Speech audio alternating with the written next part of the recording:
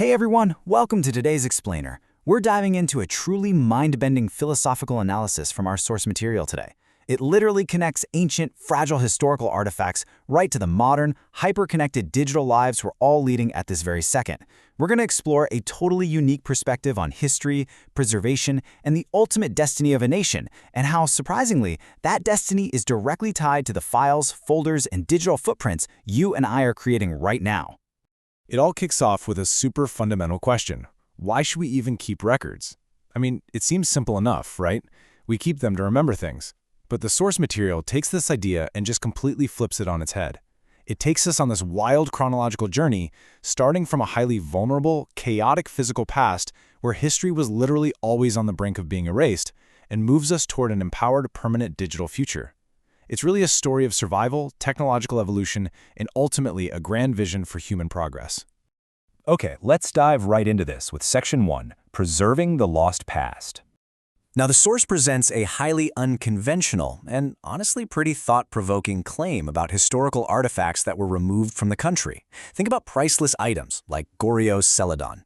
The argument is that if these treasures had been left in Korea during times of extreme conflict, they would have been incredibly vulnerable to total destruction. The lecture points out that when people are just trying to survive, the historical value of paper or pottery kind of goes out the window, you know? Artifacts might have been sold for scrap, traded for basic necessities, or just completely destroyed in the crossfire of war. In contrast, the speaker impartially argues that foreign nations, places like Japan, the UK, France, and Germany, taking these artifacts was actually, in a paradoxical way, a blessing. Because those nations really valued them, they invested heavily in them, they treated them as treasures, and kept them safely preserved, far away from the immediate devastation happening in their homeland. And the underlying reason why keeping them locally would have been such a disaster really boils down to specific, practical hurdles. First off, there was a severe lack of advanced preservation technology at the time. Second, without that tech, these items were super vulnerable to mold, rust, and just natural, everyday decay. And third, there simply weren't the financial resources available to protect and maintain these artifacts the right way. The source is pretty blunt about this, stating that the local environment just literally didn't have the capacity to keep those physical historical records alive. Which brings us to this deeply philosophical conclusion from the speaker. They say, when the nation fulfills its role for humanity, the artifacts will naturally return. It's an interesting perspective, right? The lecture suggests that forcefully trying to retrieve these items right now isn't really necessary. Instead, the speaker views the current international housing of these artifacts as a sort of temporary safekeeping. The core belief here is that once the nation matures and starts contributing significantly to the global community, basically, when it becomes essential to human progress, the global sentiment will naturally shift, and when that happens, these historical treasures will automatically find their way back home. So how does all of this connect to our modern reality? Well, if we look at the evolution of records, we see a transition from highly vulnerable physical artifacts to a very specific pivot point mentioned in the text, the year 2013. The speaker actually marks 2013 as the dawn of a whole new era. It was a time when creating digital records became absolutely mandatory for our progression. And this bridges us directly to the future, which the lecture envisions as an era of global intellectual leadership. It's this exact transition, from fragile physical clay and paper to indestructible digital data, that makes this whole future possible. Moving on to Section 2, the true purpose of technology. So the crucial point here is how we actually view the tools sitting right in front of us. I mean, we commonly think that computers and the internet were developed for gaming, e-commerce, or, finding a job. But the lecture posits something much, much grander. It argues that the internet and computers were actually developed specifically to act as secure, indestructible electronic vaults to permanently record human thought and history. The idea is that this technology didn't just emerge so we could buy things online. It emerged because humanity finally, desperately needed a way to store its collective wisdom where it literally couldn't be burned, molded, or lost to war. And because of this massive shift, the speaker offers some very specific, actionable advice for parents when it comes to the younger generation. Step 1. Recognize children's natural obsession with computers, not as some annoying distraction, but as an intuitive alignment with the future. The text actually jokes that kids will run for the hills if you ask them to plow a field, but they'll eagerly jump up to use a computer. Step 2. Stop educating youth solely to become corporate wage earners. Don't just train them to chase a paycheck. Instead, Step 3. Guide them. Guide them to use this incredible technology to document their ideas, solve problems, and essentially build the historical and intellectual records of tomorrow. All right, let's look at the bigger picture in Section 3, Korea's new global role. And this brilliantly illustrates the macro vision of the source material.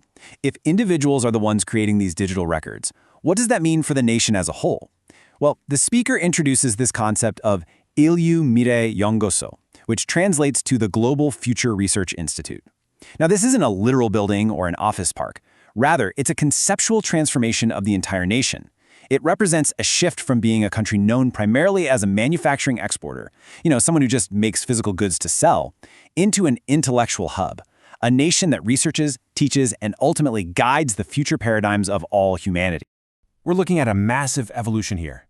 In the past, the nation was all about surviving, manufacturing physical goods, exporting them, and basically learning from stronger, more established nations. But the future is entirely different. By sharing the vast digital records of its people's growth, their struggles, and their wisdom, the nation shifts to teaching humanity. The lecture notes something really profound here. The one who teaches naturally becomes the leader. By moving from a state of just learning and surviving under the shadow of larger powers to a state of global teaching, the nation naturally elevates its status. And in doing so, it actually heals the historical grievances and the pain of the past. Which brings us to our final part, Section 4, A Legacy for Humanity. Zooming back in from that grand national destiny to our everyday lives, the source makes it super clear. Everyone has a duty to record their truth. Students must document their growth, their questions, and the unique learning processes. Adults need to record their daily lives, their struggles, and their observations as they navigate what is, frankly, a flawed and contradictory society. Why? Because it's by studying these exact flaws that future solutions are born. And the speaker shares a really fascinating personal anecdote here. He notes that he himself actually didn't learn to write. So what does he do? He leaves his records through spoken words, video, and even 3D capture. It just goes to show that the medium doesn't really matter as much as the act of recording itself. As long as it's captured digitally, it becomes permanent. The gravity of this shift is just incredible. The source states, and I quote, "These records will be used to manage humanity. They will become the foundation and the laws that lead the future." Seriously, think about that for a second. Every blog post, every documented idea, every video expressing a solution to a societal problem, these aren't just passing thoughts sitting on a server somewhere. The source literally envisions our digital files becoming the very foundation, the philosophical laws, and the guiding principles for all the generations that will follow us. Which leaves us with this final, absolutely vital question. What kind of record are you leaving behind today? Are you just consuming content, or are you actually documenting your journey, your wisdom, and your truth? According to this profoundly deep philosophical lecture, the digital footprints we create aren't just ones and zeros. They are the intellectual legacy that will guide the future of humanity. It's definitely a powerful lens through which to view our everyday interactions with technology. If this shift in perspective intrigued you, there is so much more depth to uncover in the original source material. Thank you so much for joining me in this explainer, and I'll catch you next time.